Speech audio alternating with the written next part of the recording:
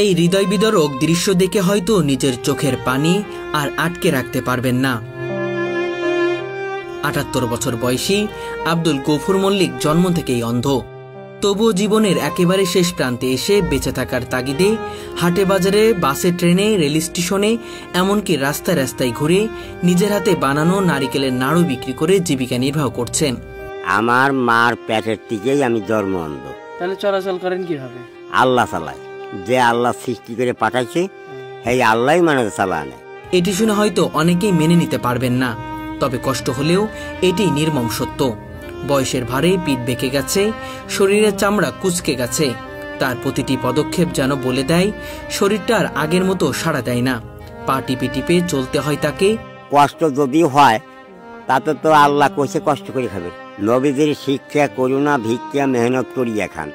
আমি ওই কারণেই ভিক্ষা করি, পাও টিপে টিপে যাই, মানে আল্লাহ আমার একভাবে চালায় নেয়। তার চোখে মুখের ভাঁজে লুকিয়ে আছে শত কষ্ট, তবু মুখে শান্ত এক হাসি। চাহনিতে নেই অভিযোগ বা হতাশা, আছে এক অদ্ভুত ধৈর্য আর প্রাপ্তি। উনি অনেক কষ্ট করে, বয়স্ক মানুষের রাত ধরেন দিন নেই রাত নেই, এই আইটিয়ে যায় ভান্ডারিয়া। উনি খুব কষ্ট করে চলাফেরা করে রাস্তা দিয়ে, ট্রেনে যাবি আসবি করে মুড়ি নিয়ে যায়, এত করে মুড়ি নিয়ে যায়, ওই মুড়িই খায়। উনি কোথায় কিছু কিনে খায় না। উনি আর্থিক অবস্থা খুবই। আব্দুল গফুর মল্লিক যেন কোটি মানুষের ভিড়ে এক অনন্য প্রতীক, যিনি অন্ধকারেও নিজের আলো খুঁজে নিয়েছেন। টাকা চিনি কেবে 5 টাকার কয়েল দিলে ঠিক পাই, আবার 2 টাকার কয়েল দিলে 5 টাকা নোট, আমি বলে এটা হরাও। আবার ওই 10 টাকার নোট জিনিস দেয়, তা নিয়ে 5 টাকার হাতে মাপ দেয়। একটি জিনিস যা যেন তার দারিদ্র্যের চিহ্ন স্পষ্ট করে, খালি পায়ে ময়লা ও ছেঁড়া লুঙ্গি পাঞ্জাবি পরে তিনি। কারণ আর্থিক সীমাবদ্ধতার কারণে ভালো কোনো পোশাক কেনার সামর্থ্য নেই। ভালো পাঞ্জাবি দেবে জুটাবো, এরকম করবো, যেগুলো আছে সেগুলো করি। ভালো যদি আল্লাহ কোনদিন ভালো করে বা ভালো যেদিনকে দৈন্য সেজে চলে যাবো, সেদিনকে যায় ভালো ঘরে হবো, সেদিনকে ভালো হবো। এই চিত্রই যেন তার জীবনের এক অদ্ভুত বাস্তবতা তুলে ধরে, যেখানে দারিদ্র সংগ্রাম প্রতিদিনের সঙ্গী। সন্তান নাই কোনো? আল্লাহ দেয় নাই, আল্লাহর খেলা, আল্লাহ না দিলে পাওয়া যায়। দর্শক, আজকের এই প্রতিবেদনে আপনাদের সামনে তুলে ধরছি আমাদের সমাজের এক সত্যিকারের নায়ক, আমাদের সুপারহিরো আব্দুল গফুর মল্লিকের জীবন সংগ্রামের গল্প। ওনার আমি ছোটবেলা থেকে চিনি, এগুলো বিক্রি করেনি, টাকাও চেনে। আমরা শয়তানি করে তখন 4 আনা ছিল, 8 আনা ছিল, দিতাম, নিত না, টাকা না, 1 টাকা দিতাম, 2 টাকা দিতাম, তখন চিনতো। উনি মানুষ খুব ভালো, এই ব্যবসা করে খায়। রাজবাড়ী সদর উপজেলার পাচুরিয়া ইউনিয়নের খোলাবাড়িয়া গ্রামের এই বৃদ্ধ মানুষটির জন্ম থেকেই অন্ধ, কিন্তু জীবন যুদ্ধে তিনি কখনোই হার মানেননি। আমি এমন ভাবে চলি যে ট্রাক এটার ভাড়াটা আসে, হঠাৎ যদি বাজার যেতেন শেষ। সেই কারণে মানে যে আসতে আর কি। ছোটবেলা থেকেই দারিদ্র ও অন্ধকার তার নিত্য সঙ্গী। রাস্তায় এরকম চলাচল করি, আর এক পাশ দিয়ে মানে ঠিক মতো যাই। আবার যদি কারো দেখলাম দেখাতে বলে আমার ধরো তো একটু, আমার একটু করে দেবো, তা মানুষে দেয়। মাত্র 9 বছর বয়সেই শুরু হয় তার সংগ্রামের পথ চলা। ঢেকি পাড় দেওয়ার কাজ করতেন তখন। ছোটবেলায় কাজ টাজ করার ভিতরে মানে আমার কোনো বড় বোন ছিল না, এই দান বানছি দেখিতি। কিন্তু ভাগ্য যেন কখনোই তার পক্ষে ছিল না। 16 বছর বয়সে তার বাবা তাকে বাস স্ট্যান্ডে ভিক্ষা করতে বলেন। সেই কথাই গভীর কষ্ট পেয়েও তিনি দৃঢ় সিদ্ধান্ত নেন, ভিক্ষা নয়, নিজের হাতেই পরিশ্রম করে জীবন চালাবেন। এক সেবেলা করে সেই পয়সা আত্মাতুলে টাকা নেই বাবা, আমার হলো আমি ছোট ব্যবসা করবো না। তাই খাবি কি বলবো, আমার খাওয়াবি আল্লাহ। মাত্র 5 শিকে পুঁজি নিয়ে কিনেছিলেন 5 প্যাকেট বিড়ি। সেই দিয়ে শুরু হয় তার প্রথম ব্যবসা। এই 5 টাকায় ছিল তার আত্মসম্মানের প্রতীক। 5 শিকে দিয়া 5 প্যাকেট বিড়ি নিয়ে, বিড়ি ছিল 4 আনা করে বেচতাম, 5 আনা করে। তারপরে ভান্ডারিয়া বাজারে বেচতে গেছি। একটা লোক রূপপান মোল্লার নামে টিটকিরি দেখায় কি যে 140 পয়সা হবেন না কি, তাই সেই 5 শিকের দোকান। ধীরে ধীরে সফলতা আসতে শুরু করেছিল। বাড়ির আঙ্গিনায় ছোট একটি দোকানও দিয়েছিলেন, কিন্তু সময়ের সঙ্গে সঙ্গে বাকির খাতায় ডুবে গেছে। শেষ পর্যন্ত দোকান গুটিয়ে ফেলতে হয়। যত রং বেরঙের বিস্কুট গুনিয়ে, আনারকুলি, টোস্ট, নাড়ুয়া, হেসমা 200 টাকা হওয়া 200 টাকা সব আনছি, আর যে হলো হওয়া 2 টাকা সব আনছি, বেশি হলো 3 টাকা করে, একখান হলো 2 পয়সা করে, 3 পাই। তবুও তিনি থেমে যাননি। জীবনের শেষ বয়সেও আবার নতুনভাবে শুরু করেন নিজ হাতে তৈরি নারিকেলের নাড়ু, বাদাম ও হজমি বিক্রি করে সংসার চালানো। আমরা ছোটবেলাতে দেখতেছি নাড়ু বেছে, পাপড় বেছে, তেলকুচ বেছে, আমরা 4 আনা 10 পয়সা দিতাম, আবার ট্রেনের তলে দিতাম যে দিয়ে এটা বড় করি, উনি কে চলবি না হরা, তারপরে টাকা 1 টাকা দিতাম, এক হরিং মার্কা টাকা দিয়ে খাইতাম। আগে 4 একটা নাড়ু বেচতো, এখন বেচে 2 হলো 10 টাকা। গ্রাম থেকে নারিকেল কিনে নিজ হাতে দা দিয়ে কাটেন, তারপর নিজেই কুড়েন, গুড়ের সঙ্গে মিশিয়ে তৈরি করেন সুস্বাদু নারিকেলের নাড়ু। নারকেল কিনে আনিয়ে বাসায় আনিয়ে ফুলিয়ে তারপরে যে নারকেল বানিয়ে যে নাড়ু তৈরি করি। আশ্চর্যের বিষয়, চোখে দেখতে না পেলেও সব কাজ নিজেই করেন, নারিকেল কাটা, কোড়া থেকে শুরু করে নাড়ু গোল করা পর্যন্ত। তারপর প্লাস্টিকের ছোট ছোট বয়মে ভরে টিনের বয়মে সাজিয়ে প্রতিদিন বেরিয়ে পড়েন জীবিকার সন্ধানে।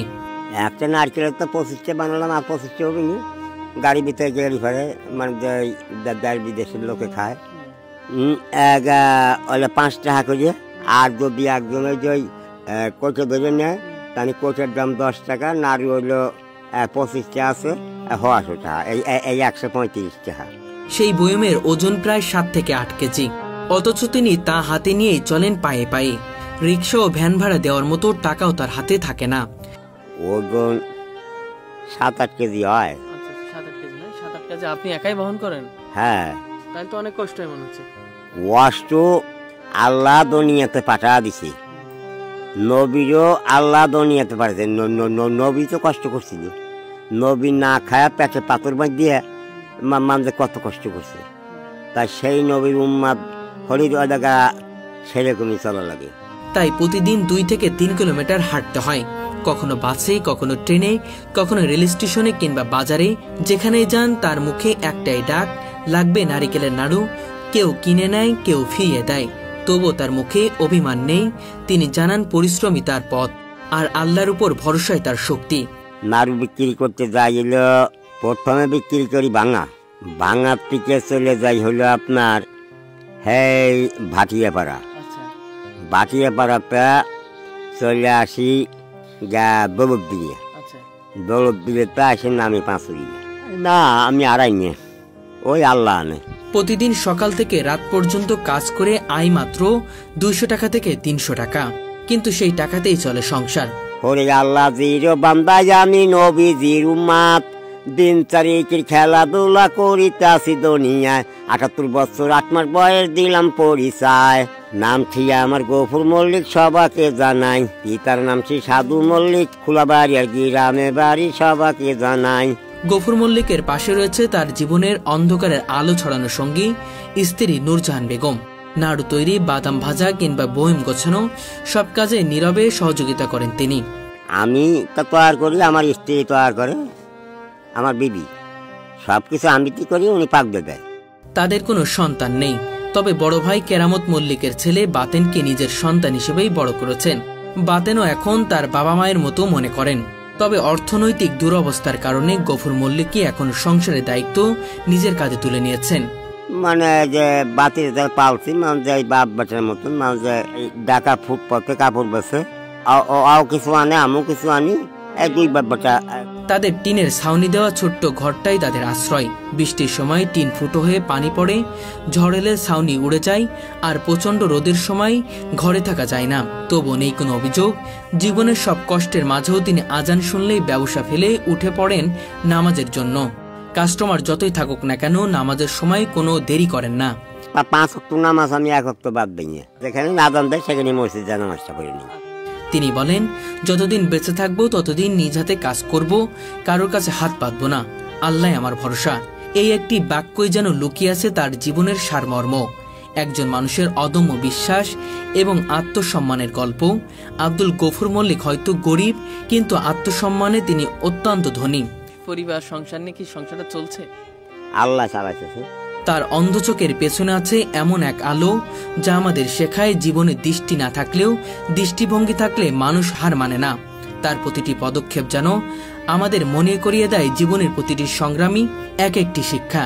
জন্ম কত সালে মনে আছে? যখন নাকি হিন্দুস্তান পাকিস্তান হয়, আমি সেই সনের জন্ম।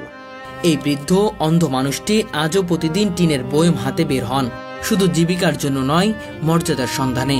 তার কষ্ট, তার পরিশ্রম, তার অদম্য ইচ্ছাশক্তির গল্প আমাদের হৃদয়কে চিরকাল অনুপ্রেরণার আলো ছড়াবে।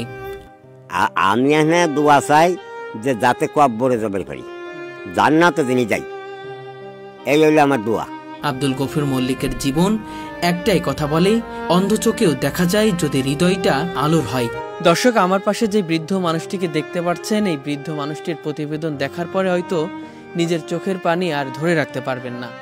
৭৮ বছর ৮ মাস বয়স বৃদ্ধ গফুর আলীর। তিনি আজও জীবন জীবিকার জন্য কঠোর পরিশ্রম করে চলেছেন।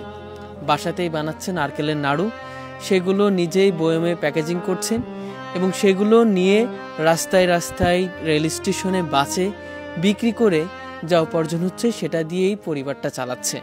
নেই কোনো সহযোগিতা কিংবা কারো কাছে হাত পাচ্ছেন না তিনি। তার আত্মসম্মান এবং নবীর শিক্ষা করোনা ভিক্ষা, এই কথার উপরে অটুট তিনি। সেই কারণে কঠোর পরিশ্রম করে আজও জীবন অতিবাহিত করছে। দর্শক, সেই গল্পটি আজকে আপনাদের কাছে তুলে ধরার চেষ্টা করব। 100 বার কোরআন সেই পরে গাড়ির মধ্যে হাত পাতলি, টাকার নাই অভাব। নবী করছিল কি, মানে নবীর দরবারে একটা লোক ভিক্ষা করিতে আসছিল। নবী বলেছিল যে আপনার সমর্থ কি আছে? বলে আমার গা একটা চাদর আছে। বলে চাদরটা বিক্রি করো। চাদরটা বিক্রি করে কিনে দিল এখন পুজো। তা ওনারে কয়া দিল, নবীদের শিক্ষা করো না, ভিক্ষা মেহনত করিয়া খাও। তারপরে মানে কুড়াল নিয়ে কাঠ কাছে বেশি কিছু পয়সার মানুষ হইল। তারপর গিয়ে যে যাই দিন নবীর কাছে চাদরটা ফেরত দেয় নাকি। তা যা আসসালাম আলাইকুম, আসসালাম আলাইকুম আমাদের খাড়াইছে। তা কয় অনেক কি সমাচার? বলে হ্যাঁ, আমার কাঠ কাছে বেশ ভালোই কিছু পয়সা হয়েছে। বলে নবী ঠিক পাইছে, চাদর ফিরে দিই। তাই কি চাদরটা ফিরিয়ে নেবেন? বলে তা যদি দয়া করে দেন আমি ফিরিয়ে নিবে পারি। তারপরে শেষ টাইমে ওই যে টাকাটা কিনছিল ওই টাকাই চাদরটা ফেরত দিল। তা আমি সেই নবীর আইন পালন করে চলি। আমার জিনিস মানে কালো খালের দিকে এর আগে মানে কয় আমি নারকেল কিনে দেবো। আমার 5 বিঘে বাড়ি, আমার বাবার নাম সেকেন, আমার নাম শহীদ। আমি এই জায়গা থাহি, আমি আমার দেশের মানুষ পারে নারকেল কিনে দেই। আমার এই কালো খালির বাজারে নিয়ে নারকেল কিনলাম হলো 400 টাকার। আর মানে যে আমার এই কোচে কাটি ছিল সব দিয়ে 100 টাকা বলছিল, 550 টাকা। মানে ওই বেটা আমার উঠল ব্যানে। তা ব্যানে উঠলাম, নামবো স্টেশনে। ওই ওই ওই আমার নাম আর স্টেশন ছাড়া ওই বেটা ব্যাগটা নিয়ে কাজে ব্যাগ আমি নিয়ে দিই। আমি বললাম আমি পারবা না, ওই ব্যাগটা নিয়ে আজ দৌড় কালো দৌড়। তা ওই কালো খালির স্টেশনে গায়ে হলে বাড়ি। তা আমি হেসে দেখলাম যে আমারটা জোর নিল। ও তো ওই যে এজিদ নবীর বংশ ধ্বংস করছে, ওই এজিদের খাস কর্মচারী কাফের। ভালো মানুষই আমারটা নেয় না, কাফেরই নিছে, কাফির।